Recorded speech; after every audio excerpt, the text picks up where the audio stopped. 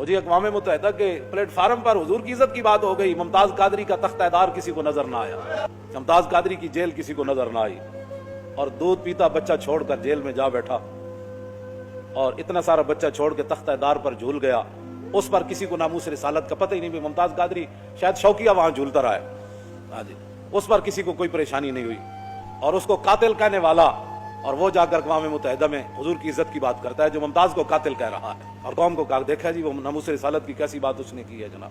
آسیہ ملونہ کو رہا کرنے والا اور اس کے بدلے میں تاریخ لبیک یا رسول اللہ کے ہزاروں کارکنوں کو اندر کرنے والا،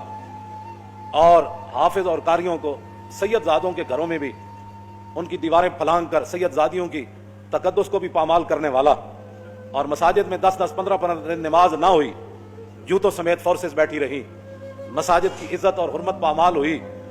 اور 2 عالم شہید ہوئے اس دوران، مولانا یوسف سلطانی جیل میں شہید ہو گئے، علامہ منیر احمد نعمانی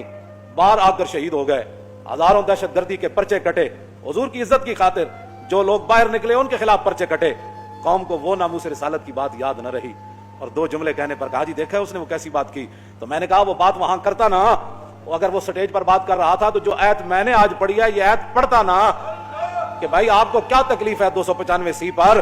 اللہ نے فرمایا قرآن میں کہ جو اللہ اور اس کے رسول کو ایذا دیتے ہیں ان پر لعنت ہے دنیا آخرت میں۔